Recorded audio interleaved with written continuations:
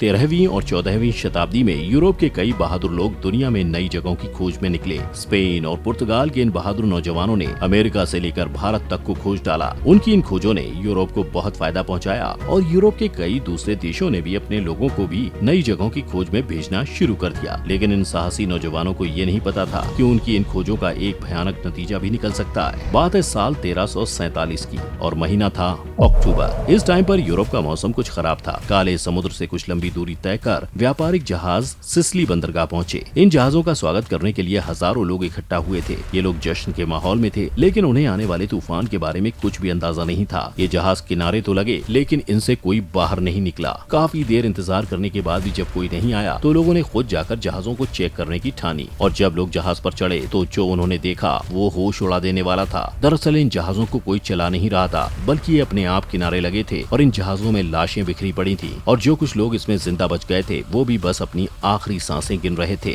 वहाँ मौजूद हर कोई ये सवाल लिए खड़ा था कि आखिर ये मौतें कैसे हुई। और इस समय पर किसी को भी ये अंदाजा नहीं था कि आगे आने वाले वक्त में यूरोप में कितनी बड़ी तबाही मचने वाली है। असल में ये लाशें मौत का फरमान थी जो प्लेग की वजह से हुई थी। और इन्हीं जहाजों से शुरू हुआ मौतों का ये सिलसिला धीरे धीरे पूरे यूरोप में फैल गया और देखते ही देखते यूरोप की आधी आबादी को इस महामारी ने ले लिया। लेकिन सवाल ये है कि इन जहाजों में मरे हुए ये लोग आखिर किस देश की यात्रा कर रहे थे और ये महामारी यूरोप में कैसे आई। आखिर क्यों इसका नाम ब्लैक डेथ पड़ा और कैसे इस भयानक महामारी से यूरोप बाहर निकला।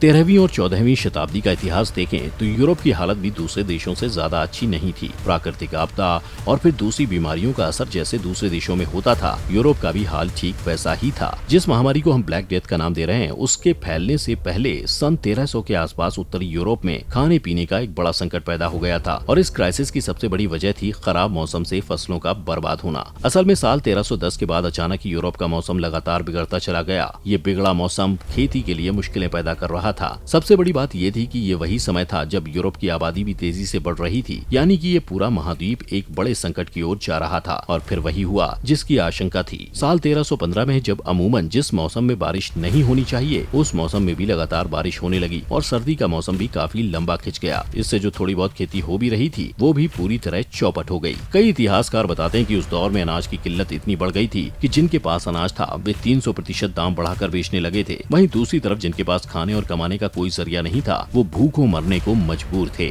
इस भूख की वजह से उत्तरी यूरोप के लाखों लोगों की तड़प तड़प कर मौत हो गई थी। ये इतनी बड़ी क्राइसिस थी कि इससे बाहर निकलना बहुत मुश्किल था। फिर भी यूरोप किसी न किसी तरह से इससे उबर रहा था, लेकिन किसी को पता नहीं था कि इससे भी बड़ी त्रासदी दस्तक देने जा रही है। दोस्तों, ब्लैक डेथ दुनिया की सबसे खतरनाक महामारी के नाम से इतिहास के पन्नों में दर्ज है। आज भी इसके फैलने के पीछे की वजहों और इसके असर को दुनिया भर के एक्सपर्ट स्टडी करते हैं और लगभग सभी रिसर्च इस बात की ओर इशारा करती है कि इस महामारी की असली शुरुआत चीन से हुई थी। हमने जो आपको घटना बताई उससे अलग भी इतिहासकार सिल्क रूट से होने वाले व्यापार को ये महामारी फैलाने वाला रास्ता मानते हैं। कहा जाता है कि ये महामारी चीन से शुरू हुई थी। अब चीन में ये रोग कैसे शुरू हुआ ये अब तक रहस्य है, लेकिन उस दौर में चीन में कई बार प्लेग फैला था। कहा जाता है कि सन 1340 के बाद चीन में फिर एक बार कहर बरपा, लेकिन इस बार ये चीन की सरहद तक सिमट कर नहीं रहा। व्यापार में सहूलियत के लिहाज से मध्य एशिया, दक्षिण यूरोप के बीच संपर्क स्थापित करने के लिए सदियों पूर्व थल व जल मार्ग विकसित किया गया था, जिसे सिल्क रोड कहा जाता था। सिल्क रूट इसलिए क्योंकि उसी मार्ग से सिल्क का व्यापार हुआ करता था। माना जाता है कि प्लेग फैलाने वाले कीटाणु काले चूहों के साथ सन 1346 में यूक्रेन के क्रीमिया में पहुंच गए थे और क्रीमिया से जब सामान से भरे जहाजों को सिसिली पोर्ट के लिए रवाना किया गया तो प्लेग के ये कीटाणु चूहों के साथ जहाज पर सवार हो गए। आगे बीमारी के संक्रमण से जहाज में बैठे लोगों की तबीयत नासाज होने लगी और कई लोगों के प्राण पखेरु जहाज में ही उड़ गए और कईयों की हालत जहाज में गंभीर हो गई। और फिर वही हुआ जिसे हमने आपको बिल्कुल शुरू में बताया था। अफसोस की बात ये थी कि इन जहाजों में झांकने वाले मासूम और उत्साही लोगों को बिल्कुल भी अंदाजा नहीं था कि ये संक्रामक रोग है और कुछ सालों में ही यूरोप की आधी आबादी तबाह होने वाली है। ये तबाही इतनी दर्दनाक थी कि सामूहिक कब्रें खोदनी पड़ी और जैसे तैसे लाशों को दफनाया गया। पूरे यूरोप में जब ये रोग तेजी से फैलने लगा तो डर के साए में लोग जीने लगे। डर का आलम ये था कि जिसे भी प्लेग हो जाता उसके पास कोई भी जाता नहीं था, यहाँ तक कि उसके कपड़े भी नहीं छूता था। लोगों ने खुद को घरों में कैद कर लिया था। इस बीमारी की वजह से समाज और संवेदना जैसी भावनाएं खत्म सी हो गई थीं। पड़ोसी तो दूर, भाई भाई, मियाँ बीबी, बाप बेटे तक एक दूसरे से कट गए थे। रिश्ते नातों से दूरियां इतनी बढ़ गई थीं कि माएं अपने बीमार बच्चों तक को नहीं देखती थी। अब क्योंकि उस वक्त सरकार से लेकर अफसर तक बीमारी से से मर रहे थे, इसलिए आज की तरह सरकारें कोई कड़े प्रबंध भी नहीं कर पा रही थीं। इस महामारी ने आज के कोरोना से भी ज्यादा यूरोप के समाज और वहाँ की अर्थव्यवस्था पर इसका असर डाला। आधी आबादी के खत्म हो जाने से यूरोप करीब करीब सुनसान हो चुका था।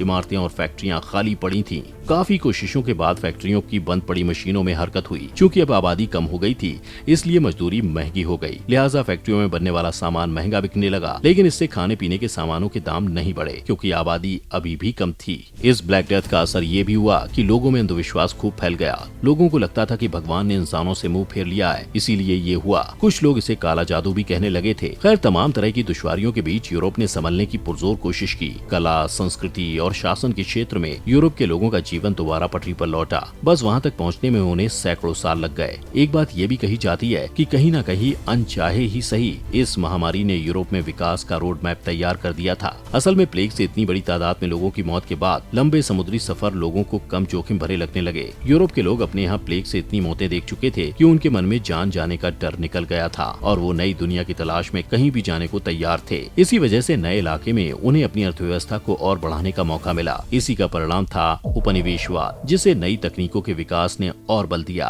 और इसके दम पर ही पश्चिम यूरोपीय देश दुनिया में ताकतवर बनकर उभरे। और कहीं न कहीं आज भी उसी तरक्की के बूते पश्चिम यूरोप के बहुत से देश दुनिया में अपना दबदबा बनाए हुए हैं। आपको ये वीडियो कैसी लगी हमें कमेंट करके जरूर बताएं। वीडियो को लाइक और शेयर करना ना भूलें और ऐसी वीडियोस के लिए हमारे चैनल को सब्सक्राइब जरूर करें।